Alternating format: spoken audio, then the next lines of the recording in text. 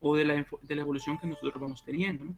Hay una serie de enfermedades relacionadas, en este caso, al metabolismo de los carbohidratos, lípidos y proteínas, y algunas de las que más se habla es la obesidad, es decir, una acumulación de grasa, ¿no? De triglicéridos a nivel del cuerpo, alteraciones en los tejidos celulares provocando alguna serie de cáncer.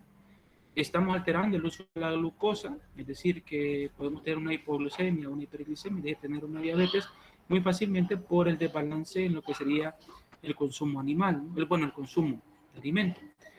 La manufactura o la producción de alimentos de origen animal crece constantemente conforme crece la población, pero se ha visto todo ese proceso de evolución de la población que siempre lo que va creciendo son aquellas especies animales que crecen más rápidamente y que son carnes más baratas y en menor tiempo, ¿no? Como es el caso de las aves, los cerdos, y siempre estaría a la par el consumo de la carne vacuna o la leche vacuna, ¿no? Y otras que van rápidamente creciendo y que van a ocupar parte del mercado ya que ocupan menos espacio, tienen una alta tasa de crecimiento y una eficiencia mayor que otras especies animales. Decíamos que cuando nosotros queremos formular una ración, nuestras ingestiones de alimentos se van a ver limitadas por una serie de factores y eso al final va a alterar la capacidad de producción que tenga nuestra finca. Decíamos que algunas de ellas van a estar relacionadas al animal, como mencionó el compañero, el estado fisiológico, el peso, la edad, el nivel de producción, entre otras cosas, ¿no? Y hablábamos también del tipo de alimento, y es ya sea un alimento fibroso o no alimento fibroso, y también de cómo nosotros se lo estemos presentando a nuestros animales. No hacer lo mismo, suministrarle un grano de maíz molido, entero, en harina, picado, extrusionado, ya que el nivel de uso también va a cambiar en las especies animales. Decíamos también que los factores relacionados al clima van a afectar también los niveles de digestión. Solo el hecho de variar la temperatura, la humedad relativa, el nivel de precipitación, les afecta drásticamente, ¿no? En esta otra mencionábamos que hay dos cosas que hay que conocer para hacer una ración: el valor que tienen nuestros alimentos y las necesidades que tienen nuestros animales. Eso nosotros lo podemos meter en un software o hacerlo de una forma manual, y a veces trabajar con un software no es fácil, aunque es preciso, o viceversa, lo hacemos manual puede ser más fácil, pero tampoco es preciso. Es decir, que buscar las herramientas que a nosotros nos permitan hacer una ración en forma correcta va a depender de cuánto tengamos de hábito de manejar eso, ¿no? Es decir, cuanto más experimentemos, mayor experiencia vamos a ir ganando y por tanto vamos a ir teniendo más confianza, ¿no? Hay una serie de necesidades que hay que cubrir, aquí están enumeradas 5 de las principales. La primera es inevitable, tenemos que tener mantenimiento, es decir, nuestro cuerpo tiene que funcionar y para eso va a requerir energía, proteínas, vitaminas, minerales, ¿no? Si queremos desplazarnos de un lugar a otro, necesitan todos los nutrientes, pero el mayoritario es la energía. Si queremos crecer, reproducir, producir algo, siempre se va a requerir nutrientes. Decíamos que independientemente del animal que sea, va a haber un proceso de ingesta, ¿no?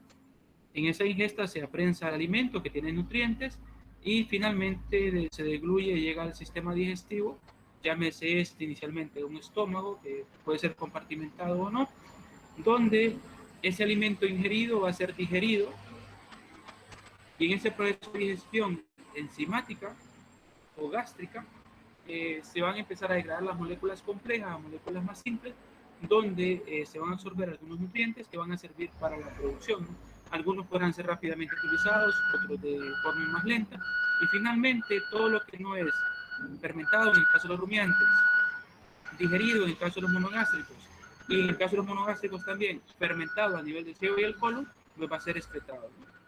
Todo lo que no es utilizado se va a excretar y finalmente lo absorbido podrá ser utilizado, pero también podrá ser eliminado, como es el caso de la urea, ¿no? El nitrógeno en forma de urea. Decíamos estos conceptos que hay que mantenerlos, diferenciar lo que es la ración y lo que sería la dieta. También decíamos que es importante conocer todos los procesos de digestión y metabolismo de cada uno de los principios nutritivos, cuáles son las funciones que desempeñan nuestros órganos, cuáles son las funciones que tienen las vitaminas y los minerales, como el nivel de beneficio que tenemos de cada uno de sus nutrientes, como también de la digestibilidad que estos mismos tengan, ¿no?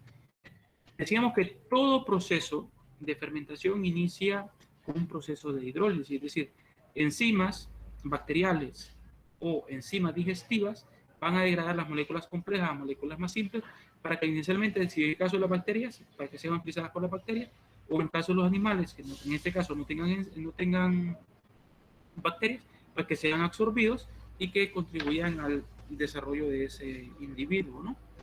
Y finalmente, todo lo que no va a ser utilizado, pues tendrá que ser excretado. Tenemos clasificaciones per se a nivel de campo como animales monogástricos y poligástricos, internamente diferenciables cada uno de ellos por el compartimento de su sistema digestivo. Esto lo mencionábamos que para todo biotopo natural va a ocurrir un proceso de hidrólisis, acidogénesis y acetogénesis. En este caso, si yo me detengo hasta la cetogénesis, estamos hablando que es un proceso de aerobiosis. Si yo continúo hasta la metanogénesis, ya estamos hablando de que estos son estrictamente, se desarrollan estrictamente en ausencia de oxígeno. Entonces, aquí va a ocurrir la presencia y la producción de gas metano. Y este ya sería una pérdida energética en nuestros animales, un gas con potencial de calentamiento global y que puede llegar a ser utilizado en el caso de los digestores, ¿no? Lo capturamos, lo quemamos y lo convertimos en energía. Pero para que ocurran estos 4 procesos, lo que están involucrados son una serie de microorganismos, llámese hongos, bacterias, virus, protozoos, y en el caso de las metanogénicas, lo que tenemos no son bacterias, sino un grupo diferenciable en el grupo 16S-RNA, es decir, que no son bacterias, sino que son arqueas, ¿no? Moléculas complejas, moléculas más simples, para que esas bacterias las utilicen como sustratos alimenticios propios de ellas mismas, ¿no? Aquí aparecía el concepto de alimento, todo aquello que tiene nutrientes, ya sea líquido o sólido, y que representa el mayor costo de la dieta, ¿no? Para nuestros animales. Y en el caso de esos ingredientes que vayamos a trabajar nosotros en la dieta, tenemos que conocer su composición química, pensando en que no todo lo que tiene es un nutriente. Entonces tenemos que conocer, por otro lado, el valor nutritivo. Para cada uno de los alimentos, el valor nutritivo va a ser diferente dependiendo de la especie y del estado fisiológico.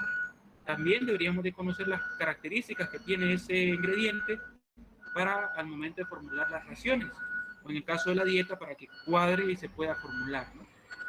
Como dice ahí, el grado de aprovechamiento, es decir, conocer la digestibilidad total, aparente, ideal o estandarizada de esa dieta, de manera tal que garanticemos una mejor respuesta en nuestros animales. En esta otra decíamos que estos son los principales nutrientes, 5. Vamos a ver el agua en la siguiente clase, viéndola quizás como un nutriente o quizás no. Los principales, bueno, todos son importantes, quizás los mayores en consumo serían los carbohidratos, las proteínas y las grasas, pero la ausencia de estos de abajo, las vitaminas y minerales, va a afectar el metabolismo normal de cada uno de estos otros, ¿no? Entonces siempre tiene que haber un aporte, bueno, en la dieta como tal, y si es posible las vitaminas y los minerales siempre deberían de estar presentes en un comedero, ya sea en una sal como sal mineral, como un bloque nutricional o como sea, ¿no? Decíamos que ese alimento tiene una fracción que tiene agua y otra fracción orgánica, y en la fracción de materia seca tenemos una fracción orgánica e inorgánica, es decir que la orgánica va a aportar, como dice, energía y proteínas, y la inorgánica va a aportar vitaminas y minerales, ¿no? Y eso lo habíamos representado en este punto, y decíamos en aquel momento que los animales no tenemos la capacidad de síntesis del grupo amino, por tanto tenemos que recibir las proteínas o recibir la proteína preformada en forma de aminoácidos para que estos sean degradados, bueno, proteína para que estos sean degradados a aminoácidos y sean absorbidos, ¿no? Hay grupos bacteriales proteolíticos a nivel ruminal y a nivel de ciego y colon que sí tienen la capacidad de utilizar el nitrógeno proteico, el nitrógeno no proteico para la síntesis de proteínas, es decir, para crecer, y eso a ser utilizado por nuestros animales. Esto no lo voy a mencionar ahora, pero decíamos que hay una serie de procesos de valoración que los iban a ver en laboratorio. En esta otra hacíamos remembranza a que un alimento, cualquiera que este sea, tiene una composición en la pared celular y otra en el interior celular, que va a ser de diferente nivel de uso en las especies animales. Y aquí veíamos que el contenido celular es fácilmente utilizado por indistintamente la especie.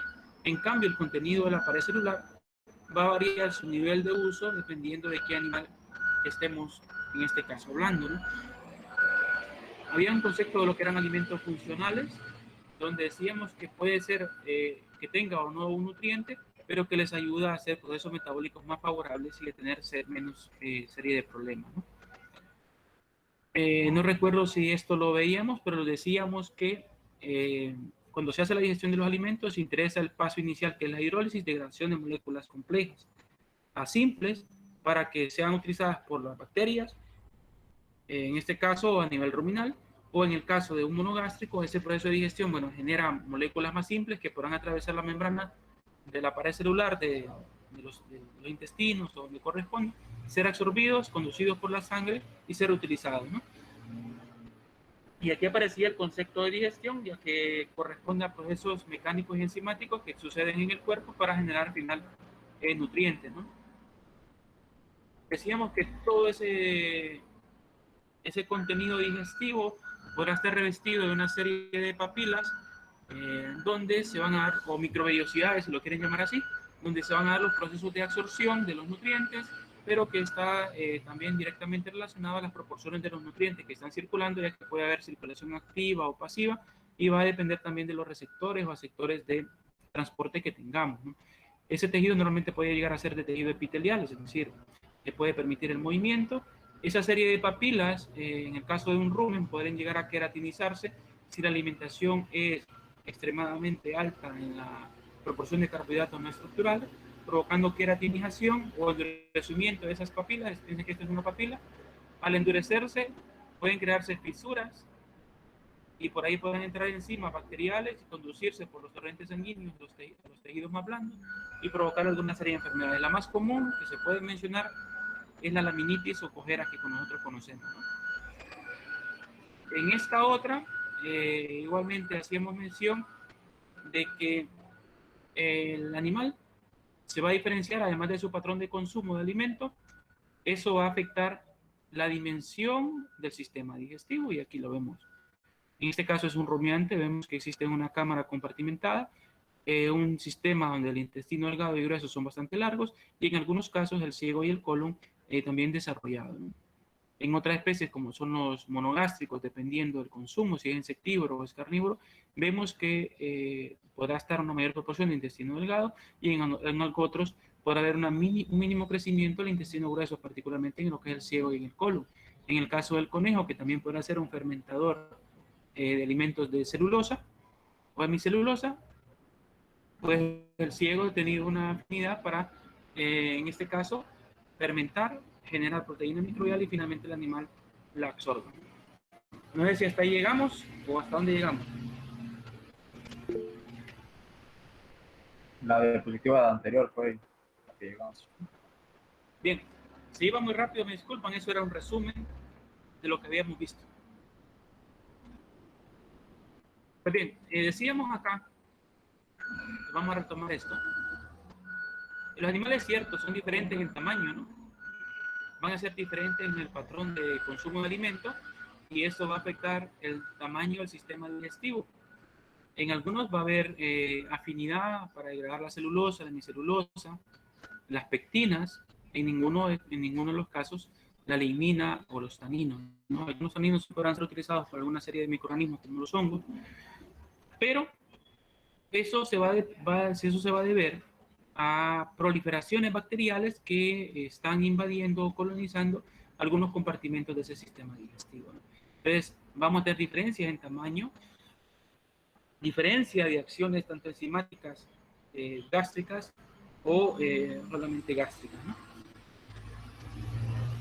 Ahora, voy a proyectar este otro un poco más grande. Lo que voy a referir aquí lo voy a hacer para cualquier animal monogástrico, ¿no? Todo animal monogástrico tendrá que recibir nutrientes en su dieta, la cual la podemos dar en varias raciones en el día, si así nosotros lo queremos. Pero piensen que a veces cuanto más raciones, mayor costo. Pero al mayor raciones también estamos promoviendo en el animal que tengamos menos picos de generación de nutrientes disponibles. Por tanto, podemos tener un mejor uso. En cambio, si tenemos un pico alto, parte de esa energía o esas proteínas se nos podría perder. Entonces empieza la aprehensión del alimento, perdón. La aprehensión, una vez que se aprensa, se mastica, en la boca normalmente piensen que tenemos unas glándulas salivales, van a generar saliva. La saliva contiene algunas enzimas como las amilasas, las maltasas, que van a degradar los almidones o el glucógeno. Bueno, empieza la degradación enzimática. La saliva también es rica en carbonatos y fosfatos. Bueno, ese alimento o ese bolo alimenticio va a ser deglutido por el esófago, va a caer al estómago. En este caso, en el estómago, lo que tenemos es presencia de ácido clorhídrico y jugo gástrico generados por las paredes del estómago. Tenemos factores intrínsecos y una serie de compuestos minerales que están formando ese ácido clorhídrico, ese jugo gástrico. Y entonces aquí hay una digestión gástrica y separa la digestión enzimática, es decir, aquí teníamos un pH de 7, 8 y aquí tenemos un pH de 1,3, porque el ácido clorhídrico acidifica el medio. Entonces el alimento empieza a degradarse y a exponer los nutrientes, ¿no? Es decir, expone los azúcares, expone parte de la celulosa, expone los almidones a ese proceso de degradación. Pero el tiempo de permanencia aquí es bastante corto por el tipo de alimento, normalmente un monogástrico, ¿no? Entonces, después hay una válvula que está por aquí, válvula pilórica, que permite el paso del alimento hacia el siguiente tramo digestivo. Estamos hablando del intestino delgado. Algunos lo tienen dividido en tres: duodeno, yeyuno y ilion. Pues piensen que en esta primera sección de lo que sería el duodeno, el primer tercio, es donde va a ocurrir la mayor cantidad de digestión de los carbohidratos, lípidos y proteínas. Y eso debido a la acción de los jugos intestinales, pero también debido a la generación de compuestos enzimáticos por lo que sería el hígado y el páncreas, que van a descender a nivel de este tramo, ¿no? A nivel del duodeno. Entonces, en esta parte, piensen que el páncreas y el hígado juegan funciones claves para la degradación de carbohidratos, lípidos y proteínas, y además de ello, el páncreas genera sustancias que sirven de tamponante, es decir, generan compuestos ricos en carbonatos y fosfatos que permiten que el pH que estaba aquí entre 1 y 3, ya aquí cambie entre 7 y 8, para que se dé en la normal digestión, perdón, si la normal digestión enzimática de ese alimento en este tramo. Entonces, se digiere, se absorbe y lo conduce la sangre hacia el hígado o hacia donde sea necesario su uso, ¿no? Una vez que circula, pues sigue en proceso de digestión y absorción. Una vez que llega al intestino grueso, algunos lo tienen dividido en ciego, colon y recto, ¿no? Así le damos el nombre. En algunos van a tener mayor afinidad a nivel del ciego a fermentar, en otros a nivel del colon. Pero piensen en esto, que lo que se fermenta aquí, si se generan ácidos grasos volátiles, podrán ser absorbidos como fuente energética. Si hay crecimiento bacterial a nivel del ciego y el colon, esto ya no podrá nuevamente ser digerido, por tanto va a ser excretado, y si es excretado es perdido, ¿no? Entonces, esto que está aquí, como existe anaerobiosis, aquí se va a generar metano, que también es un gas con efecto invernadero que emiten los cerdos. Un cerdo anda emitiendo, póngale, entre 10 hasta 70 litros de gas metano por día, ¿no? Entonces, ocurre esto. En el caso de los conejos, el alimento que es fermentado aquí, bueno, las heces se van a acumular en el recto, ¿no? Pues van a tener que ser excretadas. En el caso del conejo, gira la boca, o el hocico, o el pico, como le quieran llamar, hasta el ano, y se va a consumir esas heces. A eso se le conoce como heces blandas. Normalmente ocurre en las primeras horas de la mañana, entre las 6 y las 9 de la mañana, según registros científicos que hay. Se las consume, entonces lo que hace es un reciclaje de proteínas. Las heces se las come. Aquí empieza nuevamente el proceso de digestión, en el caso gástrico, y aquí el enzimático, y esas bacterias van a contribuir con fuente importante de aminoácidos, es decir, proteína para nuestros animales. A ese proceso que hacen los animales, los conejos, los cuy y algunos roedores, se conoce como secotrofia. Y en todo ese proceso, bueno, se van a generar los nutrientes que requiere el animal, o se van a absorber para cubrir las necesidades que éste tiene. Esto aplica a todas las especies monogástricas. Piensen que en el caso de las aves hay una diferenciación, ¿no? Que en esta parte esofágica hay una desviación, por decir así, al plano derecho medio, que nosotros conocemos como buche, donde el alimento se almacena temporalmente, existe agua y empieza a humedecerse para facilitar posteriormente la digestión gástrica, y un molino que tenemos, que conocen algunos como molleja o piedra, le conocen otros, ¿no? Esto que acabo de mencionar está aquí distribuido, lo pueden leer fácilmente.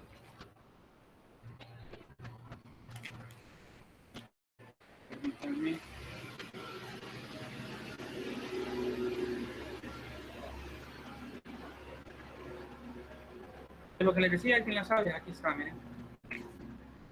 Ustedes más adelante van a llevar una asignatura, permítanme que me el agua y dibujé el listado de asistencia que tengo de ustedes por acá. Pero ya espero que eso. Decíamos entonces que las aves tienen otra peculiaridad, ¿no? Una es esa de lo que mencionábamos hace poco del buche, parte esofágica, pero también este tipo de animales, al igual que otros reptiles, ellos no generan urea en el ciclo del nitrógeno, lo que ellos generan es ácido úrico. Eso implica que son más eficientes en el uso del agua, requieren menos agua por todo ese proceso.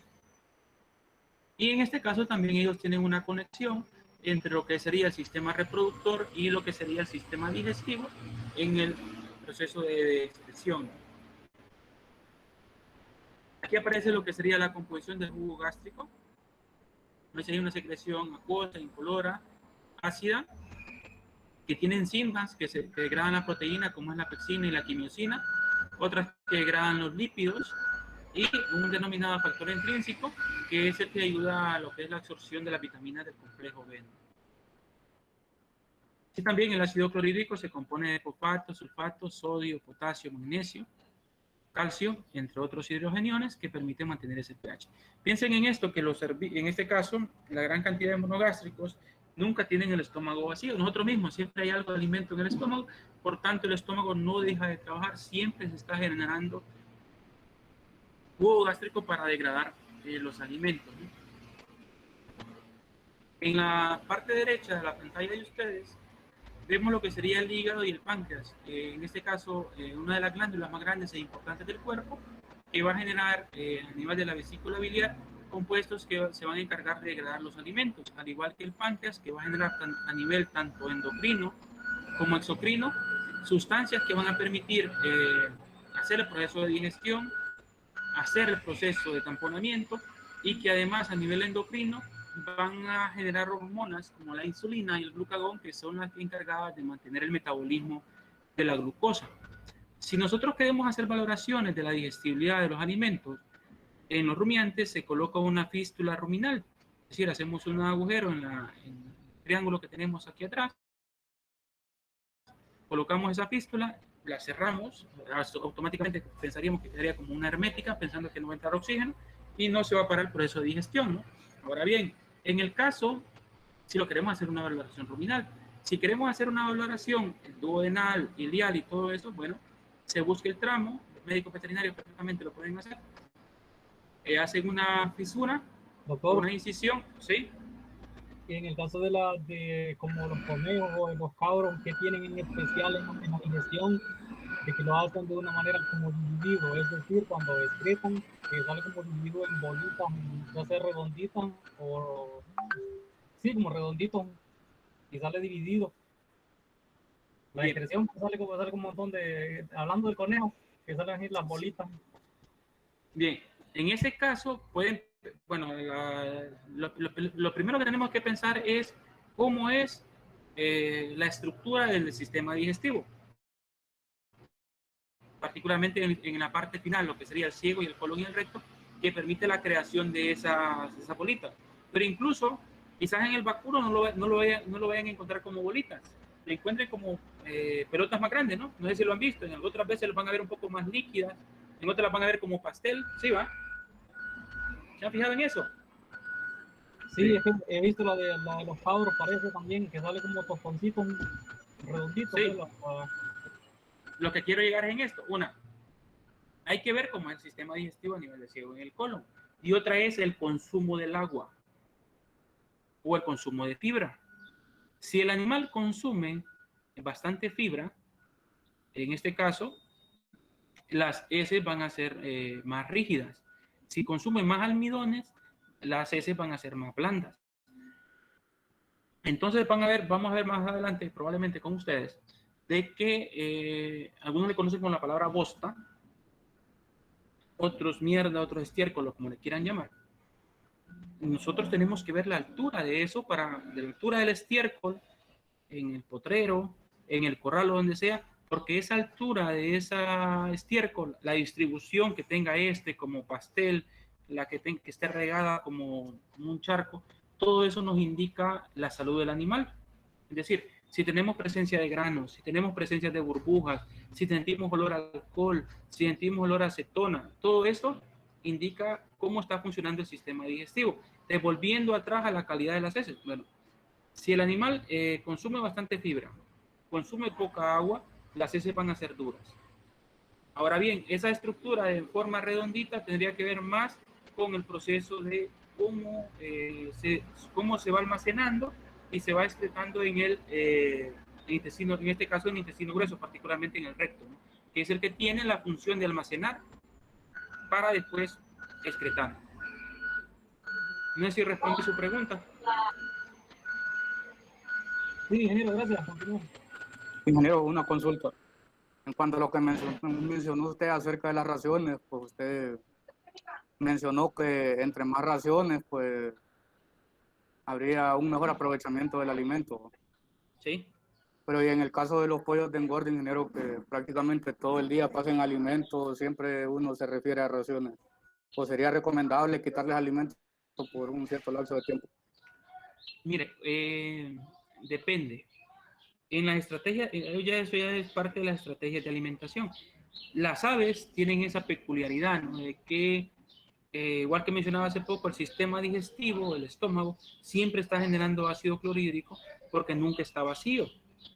Las aves sucede lo mismo. Si el animal por instinto está consumiendo, lo que hace mucha gente, y se ha visto que tiene un efecto marcado también en la parte del peso, es que le apaga en ciertas horas del día la luz. O sea, en la noche no le enciende la luz. El hecho es que no, el consumir más alimento a usted no tampoco le está dando una garantía que el animal le va a ganar más peso. Porque recuerden que el animal tiene una cierta tasa de eficiencia. Es decir, que va a utilizar la proteína, la energía, hasta el límite que tiene y luego el excedente lo va a eliminar o lo va a convertir en grasa. Entonces usted responde hacia aquí mismo. ¿Por qué los pollos de engorda los sacamos a las 6 semanas, no a las 5 o no a las 4? ¿Y por qué no después de las 6 semanas? La eficiencia nada más. Normalmente las aves entre la cuarta y hasta la sexta semana tienen una mayor eficiencia del uso de los nutrientes para depositarlos en carne, y ya después de las 6 semanas la eficiencia tiende hacia la acumulación de grasa. No les quiero decir que el animal no le va a ganar peso, le va a ganar peso, pero los nutrientes que está consumiendo los va a utilizar más hacia la síntesis de grasa, más que hacia otro lugar. Entonces, por ahí va la situación en el caso de los pollos. No, reitero, Ingeniero, no consumir más alimento le va a garantizar a usted mayor peso, ¿no? ¿Sí? y en el caso de los bovinos, porque aquí es el caso que nosotros engordamos bovinos y la forma de alimentación es al libitum, entonces sería lo mismo que aplicar como dar por raciones, o en qué influiría esto en la ganancia de peso del animal. Pues aquí Mire, están al libitum, aquí comen y no son animales pequeños, son ya vacas de 2, 3 partos, de 5 partos, entonces al libitum en engorde. sí. Bien, en ese caso es igual lo que quiero citar ahora mismo, lo que mencioné con los pollos. Lo ideal en este caso podrían, es cierto, se coloca el libitum a veces por la mano de obra. Pero, ¿qué pasa? O si le damos una ración en el día o 2 raciones, si le damos el alimento en una sola y lo podemos preguntar, lo podemos ver todos nosotros.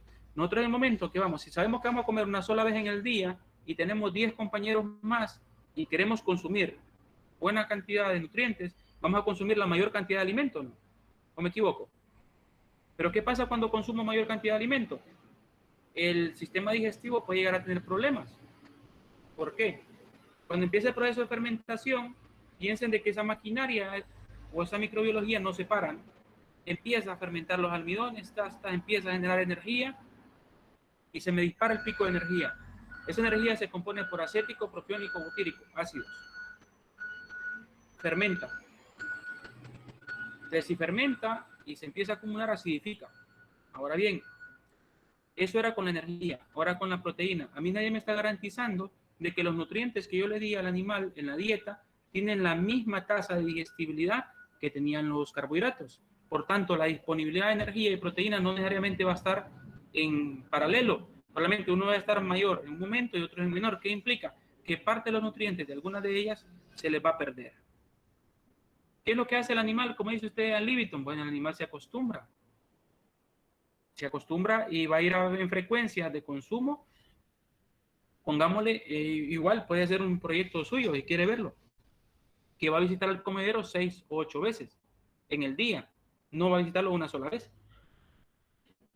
Por el hecho de que ya se dio cuenta al inicio el animal, porque los animales son inteligentes, de que consumió bastante alimento, tuvo un problema, se acidificó el medio y ¿qué es lo que hace el animal? Dejar de comer. Una vez que se vuelve a estabilizar el sistema digestivo, vuelve a comer. Pues entonces se aprenden. Pero reitero lo que les decía hace poco, no, el hecho de dar más alimento no garantiza que vamos a tener una mayor ganancia. Podemos tener una mayor ganancia, sí, pero vamos a tener mayor costo de inversión. Eso está más que claro. Pero en este caso, ingeniero, que el animal, así como usted le decía a Torre, que en las aves los excedentes pasan a formar parte de grasa en el cuerpo. En este caso, estos animales al destazarlos no presentan mucha grasa. Entonces, ¿será por el tipo de alimento que comen o por qué será? Podría ser, a menos que utilicen también algunos productos que les ayuden a reducir la grasa, que creo que no va. ¿Cuáles serían esos? Por ejemplo, en el cerdo se utiliza, creo que el clorhidrato de ractopamina. En el caso de los bovinos, tendría que ver con la parte de los anabolizantes, la parte del clenbuterol, y todo eso les ayudan a reducir el nivel de grasa. E incluso no se utilizan frecuentes, es decir, se utilizan, en el caso del porcino, por ejemplo, se utilizan en los últimos 2 meses, creo, antes del sacrificio. Porque es cuando piense que cuando el animal ya llega a su tasa de desarrollo, recuerden, el animal está en crecimiento. Una cosa es crecimiento, otra es desarrollo. Una vez que el animal creció y ya desarrolló, el animal lo que va a hacer, si ya es animal desarrollado, como sucede con las vacas, el animal lo que tiende es a engordar. Por tanto, las necesidades van a ser menores que un animal en crecimiento, ¿no? Entonces, el caso del animal ya adulto va a tender a engordar y va a tender a engrasar más. Lo mismo que sucede con las hembras. Las hembras tienen una tasa de crecimiento, una tasa de desarrollo más rápida que los machos. Por tanto, ganan grasa más rápidamente que lo que serían los machos. Ahora bien, si lo miramos dentro de los mismos machos, comparamos un animal castrado respecto a un animal entero, por decirlo así, el animal castrado, hay cambios hormonales que les permitan a ustedes que depositen más rápidamente grasa que un animal entero. Entonces, hay un montón de factores en eso, ¿verdad? Que están en juego para ver la tasa de eficiencia muscular o la tasa de eficiencia de producción de carne en los animales. Pero piense que al libitum no digo que es malo, es bueno. Pero lo ideal es que cuando estamos no en libitum, sino en condiciones controladas, yo tuve la oportunidad de ver varios engordes donde cada uno de los animales tenía su chip. Cuando estos entraban a un único comedero que había por corral, ponerle un corral de 40 animales, el animal entraba en la jaula que estaba, porque entraba el animal lo reconocía el aparato, lo pesaba, le suministraba la ración que le iba a dar en ese momento y en base a cierta cantidad de raciones en el día. Y con eso estábamos hablando de que eran animales que le ganaban 2.5 hasta 3 kilogramos de carne por día. Cosa que para nosotros es 1,2 y bastante bueno. Y si hablamos de forraje, 800 gramos. Entonces, dependiendo, hay un montón de cosas que hay que ver. La calidad de la dieta más que todo. No sé si respondí su pregunta.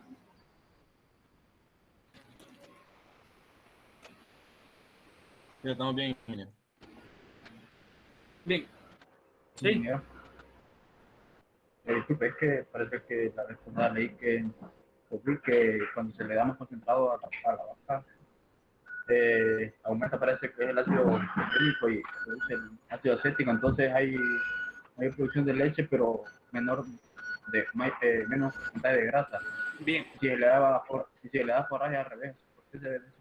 Bien, eso lo vamos a ver más adelante, pero ya te lo menciono. Miren, cuando nosotros cuando cambiamos el plan de alimentación en las vacas, los forrajes lo que tienden es a tener una mayor proporción de ácido acético en los procesos de fermentación. Normalmente ronda el 65%, el ácido propiónico ronda el 25% y el ácido butírico entre un 5 hasta un 15%. El ácido acético está relacionado a mejorar la calidad de la canal, es decir, a tener un mejor perfil de grasa muscular. En el caso de las vacas lecheras, la grasa, en este caso el ácido acético, está relacionado con la producción de glicerol, es decir, al final con el nivel de grasa que está en la leche.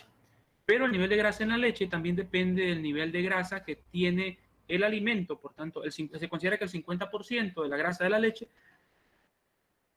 es absorbida de lo que es el rumen. El otro 50% se genera a partir de la degradación de la glucosa en la glándula mamaria, ¿no? Pero eso, reitero, tiene que ver el ácido acético para generar glicerol y finalmente generarse lo que sería la grasa. Ahora bien, cuando hablamos de alimentos como el concentrado, una vez que se fermenta, ya cambiamos la proporción de los ácidos grasos. Ya no estamos hablando que se produce más ácido acético, sino que baja del 60 a 65 que estaba, baja hasta el 40% y a expensas de él sube el ácido propiónico. El ácido propiónico, una vez que sale del rumen y llega al hígado, en el hígado se convierte en glucosa. Cuando esa glucosa se dirige hacia lo que es la glándula mamaria, en la glándula mamaria se utiliza para la síntesis mayoritariamente de lactosa. La lactosa en la leche se considera constante, 4,7, es decir, cuanto más glucosa disponible a partir del propionato tenemos en la glándula mamaria, mayor síntesis de leche. Pero, ¿qué pasa? Cuando nosotros vamos sacrificando, por decir así, el nivel de consumo de los animales, incrementando los almidones a expensas de los forrajes, estamos alterando la microbiología que está ingiriendo o utilizando los ácidos grasos.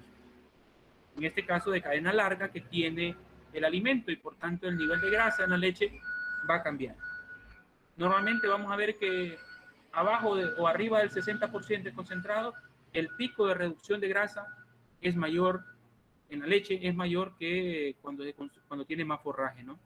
Por eso es que a veces vamos a definir que si nosotros queremos calidad de leche y cantidad de leche, no deberíamos de pasar de un 65-70% concentrado forraje en la misma, ¿no? Para tener esa mejor producción, mantener un poco la calidad a nivel de la grasa, pensando en que el ácido, usted mencionó el ácido butírico. El ácido butírico se considera que se produce mayoritariamente el metabolismo de las proteínas. Y cuando nosotros alteramos la dieta de los animales, alteramos la parte de los carbohidratos, la proporción de las proteínas no la estamos modificando mucho. Entonces, la fermentación de las proteínas tiende más hacia generar ácido, en este caso butírico, que también está relacionado con la calidad de la grasa de la leche. No sé si respondí su pregunta, si no vamos a ver una diapositiva, creo, no ahorita, pero sí en el metabolismo de carbohidratos. Explica todo eso. Sí, gracias. Pero piensen, cuanto más concentrado, más leche de menor calidad a nivel de grasa. Sí, y de proteína incluso. Ingeniero, Sí. disculpe, tuve problemas para escucharle bien. ¿Cuál fue el porcentaje que mencionó usted que debemos de manejar? Lo ideal es no pasar de 65% de concentrado en vacas lecheras. Lo ideal. Se puede llegar a 70%. ¿Dónde juega un papel importante esto? Quizás para nosotros no. Pero si alguno de ustedes es transformador del producto lácteo, es decir, tienen una quesillera, ¿qué les va a interesar más? ¿Comprarle la leche a alguien que procesa única o que tiene vacas que consumen pasto o comprarle a alguien que tiene solamente concentrado? ¿Me interesa calidad de la leche? Bueno, me interesa a mí como transformador tener mayor cantidad de grasa, mayor producto lácteo, bueno, le voy a comprar el que tiene forraje. Pero si yo soy el productor y a mí me pagan por litro de leche, yo voy a afectar un poco el animal, pero yo voy a producir más leche. Con menor grasa, sí, pero lo voy a hacer así. ¿Dónde juega un papel importante esto? En los países de la Unión Europea. ¿Por qué? Las ganaderías están condicionadas no a la cantidad de litros de leche, sino a la cantidad de grasa total producida por año. Es decir, me dicen a mí como productor, mire, usted no podrá producir más de 10.000 kilogramos de grasa de leche este año. Entonces, ¿qué es lo que hace? Bueno, voy a reducirle la cantidad de grasa a la leche. ¿Y cómo lo hago? Bueno, le meto más almidón en la dieta, reduzco el nivel de grasa, vendo más litros de leche, gano más. Y también puede bajarse unos céntimos de euro el precio del litro de leche, ¿no? Pero hay que saberlos manejar porque estaríamos comprometiendo más los animales hacia enfermedades metabólicas, particularmente acidosis, desplazamiento de abomazo, entre Entonces, otras. para la carne es al contrario, ¿verdad, doctor? Porque en la clase pasada, aquí lo tengo anotado, de que usted dijo, en Europa los animales que comen pasto con carne, no, que comen pasto, la carne es más cara que los que comen concentrado. Es al revés, Es correcto. al contrario de lo que le explicó el compañero Mendieta, ¿verdad? Es lo que decía, pero si lo mira usted como productor, Sí. si lo mira como productor, porque en el caso aquel que le mencionaba, animales orgánicos o animales que consumen más forraje, la carne se considera que tiene un perfil de grasa intramuscular mejor que el que tiene alimento concentrado, porque las carnes son un poco más blancas, un poco más insípidas, pero mercado es mercado. Incluso en el mismo animal, para que se hagan una idea, cultura nada más, el mismo animal, ya sea el toro que fue engordado con concentrado o el toro que fue engordado con forraje, va a tener un precio el doble si se conoce como carne halal. No sé si han escuchado ese término, si vieron alguna novela o siguen las cuestiones árabes. Va un individuo a la pesa, al rastro, a la procesadora, y hace una oración por todos los animales. Una vez que hace eso, hay un proceso de decollamiento, es decir, que el animal es decollado. Ahí como hacemos culturalmente en la zona nosotros, el animal lo decollan, le sale toda la sangre y eso se conoce como carne halal. Y esa puede tener el doble de precio en el mercado que incluso que las otras, dependiendo de la población árabe o la población musulmán que tengamos en la zona, ¿no? Incluso Bueno, los... Ah, bueno, fuera que le pagan el doble por eso. no, no es broma. Incluso los mataderos o los centros de sacrificio que hay días destinados en la empresa para sacrificar ese tipo de animales.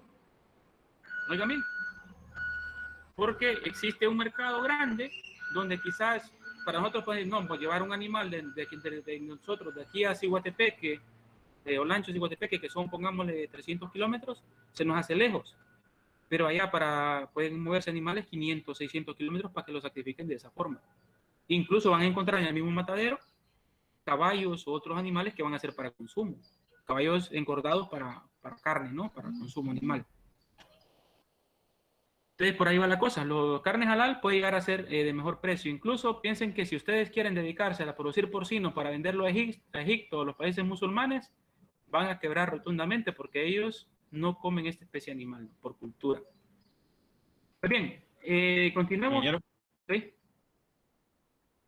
yo tenía la otra pregunta que era sobre, en caso de alimentar los animales con ensilaje, a ver si tiene el mismo provecho en animales de producción de leche que en los de producción de carne. Bien, en este caso podríamos decir así automáticamente que sí, ¿va? Pero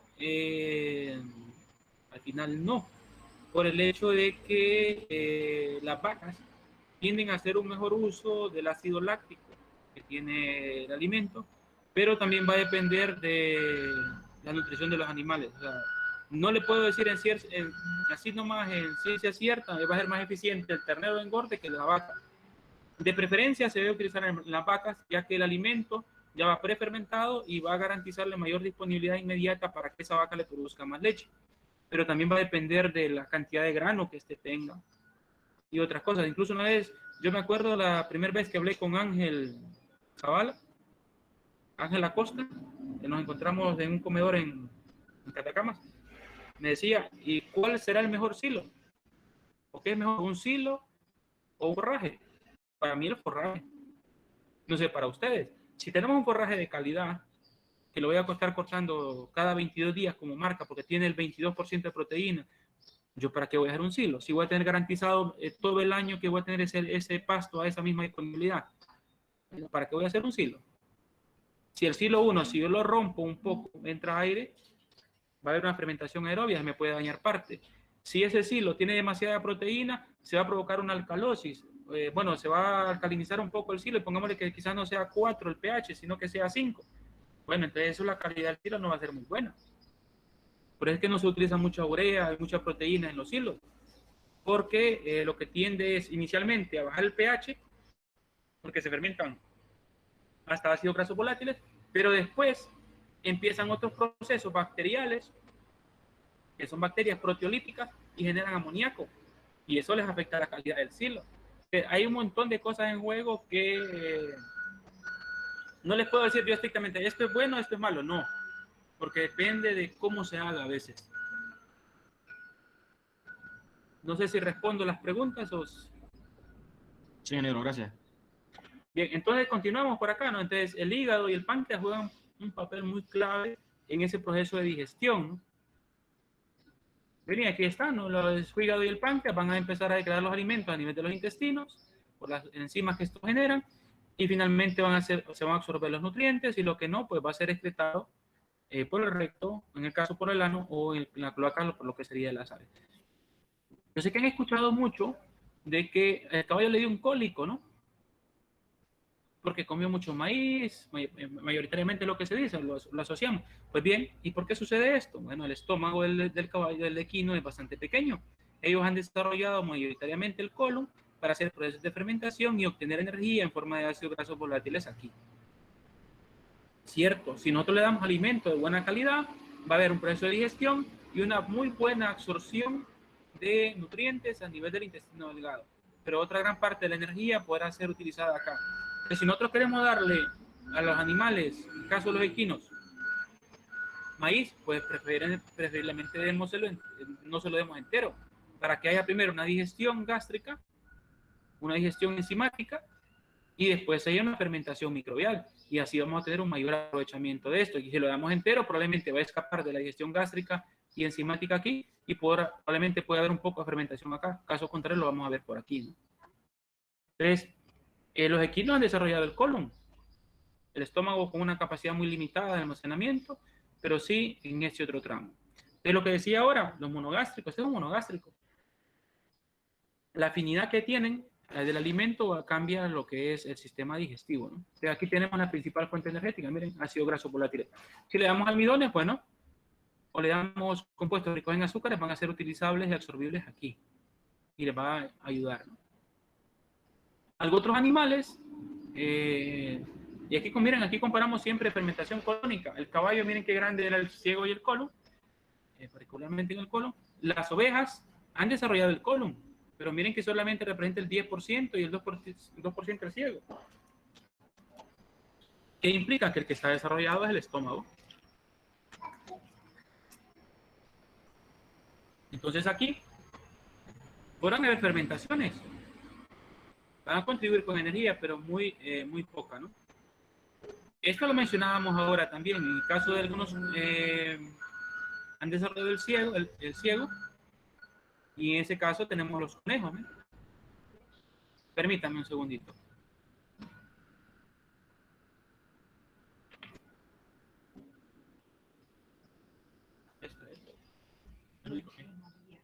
Esto es nido. Nido, eso.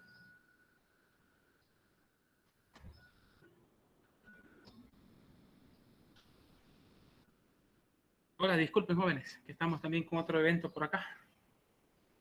Bien, les decía, entonces, algunos son fermentadores fecales. Es decir, que aquí existen complejos bacteriales o microbiológicos, si lo quieren llamar así, que van a tener la capacidad de fermentar la celulosa, la hemicelulosa o la fibra neutrodetergente, y van a haber crecimiento microbial. Bueno, se crece esa microbiología, se generan ácidos grasos que son absorbidos, y la microbiología se va con las heces por aquí, miren, circula, y se va a excretar. Una vez que se excreta, el conejito solamente gira la cabeza y se las come, y obtiene mayor cantidad de proteína. En esta otra, lo que quiero citar acá es que en el cuerpo existen zonas específicas donde se generan enzimas encargadas de degradar los alimentos. Por cada una de esas zonas existe un pH donde la actividad de esa enzima se va a dar favorablemente. Miren, los almidones y las maltazas Bueno, las amilasas y las maltasas a nivel de la boca empiezan a degradar el almidón y el glucógeno. Miren, un pH de 7, en todos los casos vamos a ver un pH, pero a una temperatura entre 25 y 37 grados centígrados, que va a permitir ese proceso de digestión, ¿no? Ya el jugo gástrico, miren, las paredes van a generar proteasas, lipasas, que van a degradar proteínas y lípidos. Miren, el pH ronda el 1. Ya a nivel pancreático, va a generar enzimas que van a descender hacia el duodeno, pero miren, ya el pH ronda 8, es decir, que este páncreas, ese jugo pancreático, además de tener las enzimas, tiene sustancias tamponantes que permiten el cambio de pH para que haya digestión de los principios nutritivos y se absorban los nutrientes. Y el jugo intestinal también va a generar enzimas que van a permitir la degradación de los compuestos, ¿no? Miren, ya tenemos que el estómago es el único que tiene un pH bajo, ¿no? ¿Alguna interrogante? Si no, paso a este otro tema que también ya es de dominio público de ustedes, ¿no?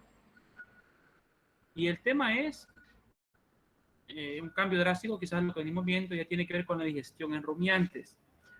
Creo que todos conocemos las vacas, hemos visto las ovejas y también conocemos este otro tipo de animal, ¿no?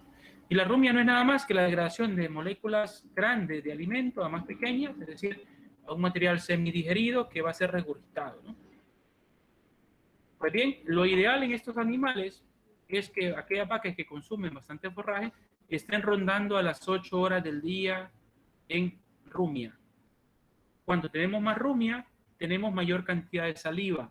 Al tener mayor cantidad de saliva, tenemos mayor capacidad tamponante, es decir, que el pH del rumen se va a estabilizar más, vamos a tener menos problemas de acidosis, desplazamiento de abomazo y otra serie de enfermedades metabólicas.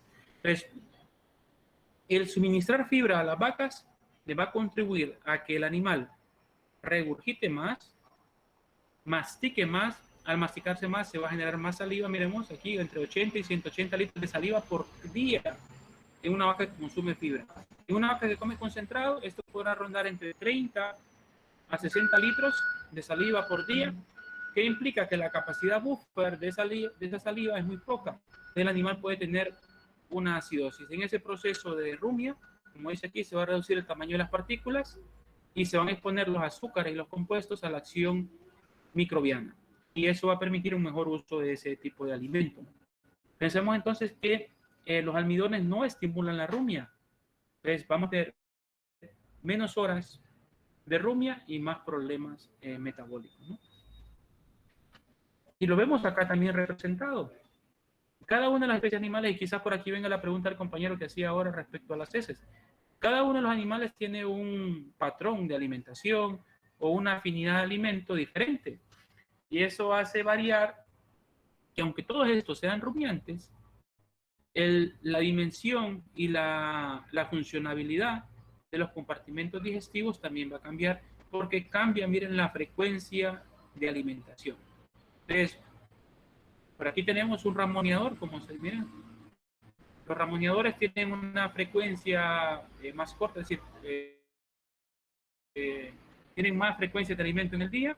Ya cuando vamos al vacuno, 3 hasta 4 frecuencias de consumo, es decir, van a estar consumiendo 4 veces en el día, pero las dimensiones del sistema digestivo van a ir cambiando. Algunos va a ser más desarrollado el omazo, o el rumen, o panza, como le quieren llamar ustedes, que en otros, ¿no? Entonces, va a depender del plan de alimentación. Esto también lo vieron, que en el caso de los rumiantes se considera que el sistema digestivo del estómago como tal está dividido en 4 compartimentos, quizás el primero y el segundo no muy diferenciables físicamente o visiblemente. En el caso del omazo sí, porque tiene más hacia una forma de una pelota de fútbol, dividida como en una serie de páginas con una serie de papilas, y el estómago verdadero, o también conocido como abomazo. El tener una serie de compartimentos y albergar en estos dos primeros mayoritariamente microbiología viva, va a permitir el uso de estructuras vegetales como la celulosa, la hemicelulosa, las pectinas y entre otros para generar energía y generar proteína microbial a partir de esos forrajes de mala calidad, ¿no? Que lo vemos aquí representado. El alimento es ingerido, ¿va? Desciende por la vía esofágica hacia lo que es el rumen, Una vez en el rumen, existen movimientos peristálticos y antiperistálticos, donde lo que sería el retículo hace un proceso de separación por tamaño de partícula, y las partículas con mayor densidad continúan hacia el maso, y las que son más pequeñas podrán también continuar hacia los mazos. Las que no, pues van a ser regurgitadas hacia lo que sería la boca. Existe la rumia, vuelve a descender. Asumimos que salimos de la parte ruminal, pues llegamos a los mazos. Aquí existe una absorción de agua, sodio, potasio mayoritariamente. Continúa su paso, llega al estómago verdadero, una acción gástrica. Esta acción gástrica expone parte del alimento a la degradación y luego pasa al intestino delgado, ¿no? De aquí hacia adelante, es decir, desde el abomazo, la situación de digestión es igual que en cualquier otro tipo de animal. Va a haber fermentación en el ciego y en el polo, y va a haber también absorción en lo que serían los intestinos. Aquí tienen lo que es el rumen. Ya lo vieron, es una cámara de fermentación anaerobia. Ehrlichia-Cardias es esa válvula que está controlando prácticamente hacia el retorno por la vía esofágica. Ese rumen tiene una capacidad de hasta 200 litros o 200 kilogramos, donde pues, lo ideal es que esté en ausencia de oxígeno, es decir, que tenemos microorganismos anaeróbicos facultativos, y se va a generar ácidos grasos volátiles de cadena corta, mayoritariamente hablamos de acético, propiónico, butírico, pero también se va a generar, mencionamos ahora el láctico, el lactato, el isobutírico, el isovalérico, el valérico, entre otros, ¿no? Bien, en ese rumen tenemos una serie de microorganismos, se consideran que hay unas 1000 especies, entre las cuales tenemos bacterias, protozoos, levaduras, hongos, que van a generar enzimas. Esas enzimas empiezan la degradación de las moléculas de alimento para exponerlas y extraer los nutrientes para ellas, y el animal se beneficia per se de esto, ¿no? Entonces, esas enzimas generadas por esos microorganismos son las que permiten utilizar la fibra en ese espacio para generar energía, pero también para generar proteína, es decir, bacterias. Ese tejido es epitelial y va a permitir los movimientos. Pues en esa zona, con esa cámara de fermentación que tenemos de 200 kilogramos, tenemos hasta un 4% del volumen representado por microorganismos encargados de degradar el alimento. En ese proceso de degradación mencionamos que se generaban ácidos grasos volátiles, se generaba proteína microbial, pero también se generan gases proceso de la fermentación, ¿no? Como el CO2, el metano, nitrógeno y trazas de hidrógeno. El CO2 va a ser eliminado, igual que el metano, por eructos, aquí. También podrá generarse a nivel del ciego y el colon, en lo que se conoce como flatulencia. Estas vacas podrán emitir entre unos 400 hasta 700 litros de gas metano por día. Va a depender del plan de alimentación, del peso del animal, entre otras cosas más, ¿no? Para que esa microbiología esté funcionando correctamente, lo ideal es tener un pH arriba de 6, lo ideal, porque conforme vamos cambiando el pH, vamos cambiando el sitio de vida de la bacteria, ¿no? Entonces, si reducimos el pH, pues unas bacterias van a desaparecer y van a aparecer otras, y por ahí va. Entonces, lo ideal para si obtenemos vacas productoras de leche, mantener un pH arriba de 5,7, pongámosle, hasta 6,3, 6,5 sería lo ideal para tener una mayor producción de ácidos grasos, proteína microbiana. Entonces, si lo vemos, el 4% decíamos del líquido corresponde a la acción microbiana, una temperatura próxima a los 41 grados centígrados. Cuanto más fermentación, mayor temperatura, y el pH 5,5 a 7, ¿no? Eso que se tiene un alto potencial de calentamiento global. El CO2 puede ser utilizado para la síntesis de metano, pero también se utiliza para la síntesis de los mismos ácidos grasos. Tiene que haber un esqueleto carbonatado para generar los ácidos grasos, ¿no?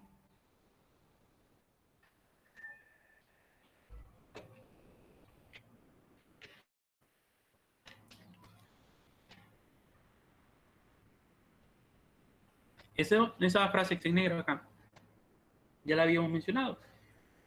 El alimento por lo general tiene un tiempo de permanencia en el sistema digestivo, a lo que se conoce como tiempo medio de retención. Cuando el alimento es fibroso, o la dieta tiene una alta cantidad de fibra, podría rondar entre las 48 y 96 horas. Cuando el alimento es concentrado, pues el tiempo de permanencia es menor, unas 20 horas. ¿Y a qué se debe un mayor tiempo? Bueno, acuérdense que las bacterias tienen que invadir esa molécula. Y si yo tengo una molécula de ese tamaño bastante pequeña, y es otra de mayor tamaño, ¿dónde se va a degradar más rápido? Pues en esta, ¿no? Esta partícula de menor tamaño rápidamente me va a proporcionar energía y proteína disponible para el animal, pero también me puede conducir a tener mayor cantidad de problemas metabólicos. En cambio, esta otra, las bacterias tendrán que colonizar toda esta superficie para poder utilizarlo de adentro. Entonces, para hacer eso, y como tenemos más fibra, permite un mayor tiempo de fermentación ahí, y eso permite que el animal tenga una mayor saciedad, pero al final puede ser complejo porque al tener una tasa de ingestión de alimento menor, y si el alimento no es de muy buena calidad, pues la cantidad de nutrientes absorbidos va a ser muy poca y no vamos a cubrir las necesidades del animal. Lo que sucede, por ejemplo, cuando le damos rastrojo, ¿no? Rastrojo normalmente, pongámosle que en proteína no pasa del 4 al 7% en el caso del maíz. Por eso es que normalmente se hacen los procesos de amonificación para darle un poco de proteína y para acelerar un poco el uso de ellos, ¿no? Pero caso contrario, no es que sea un alimento de calidad, le sirve para mantener al animal, cubrir las necesidades de mantenimiento, pero para producir no le pueden exigir mucho al animal. Además de eso, el alimento va a estar bastante tiempo ahí. Esto lo mencionábamos, que el estómago representa el 90% del sistema digestivo. En ese estómago, bueno, el alimento va a permanecer durante un cierto tiempo, se va a absorber agua, se va a suavizar, se va a mezclar, va a haber un proceso de separación, va a haber fermentación por reacciones microbiales, ¿no? Acuérdense de esta frase. En el rumen, lo ideal es que sea anaerobio, es decir, que no haya presencia de oxígeno. Al ser anaerobio, se favorece el crecimiento de grupos específicos de microorganismos que permiten el uso de la fibra, de la celulosa, la hemicelulosa, y con ello absorber nutrientes. Para que se dé ese proceso, entonces, va a haber una temperatura, va a haber un pH ideal, donde esos microorganismos van a poder crecer y va a poderse dar lo que es la hidrólisis, como aparece por aquí, el acidogénesis, el cetogénesis, entre otros. Todos los microorganismos necesitan alimentarse. Generan enzimas. Al generar esas enzimas, se fermenta lo que sería la glucosa, se obtiene energía para el crecimiento de ellas y los excedentes sirven para la alimentación animal. Es decir, estamos hablando de ácidos grasos volátiles, mayoritariamente de cadena corta, como el acético, propiónico y butírico, que van a contribuir al desarrollo de nuestros animales, ¿no? Esos ácidos grasos volátiles se van a absorber y van a contribuir como energía. El ácido acético ya es un cuerpo cetónico, entonces pasa por las membranas y se absorbe y es conducido hacia donde se necesita. El propiónico igual va a llegar al hígado y en el hígado se convierte en glucosa y es direccionado hacia donde tenga que utilizarse. Y el butírico tiene que convertirse en un cuerpo cetónico en el paso de las paredes. Entonces se tiene que convertir o se convierte en beta hidróxido butírico ya como cuerpo cetónico, pero en ese caso también se puede convertir en ácido acético en ese proceso y llegar al cuerpo y contribuir como una fuente energética.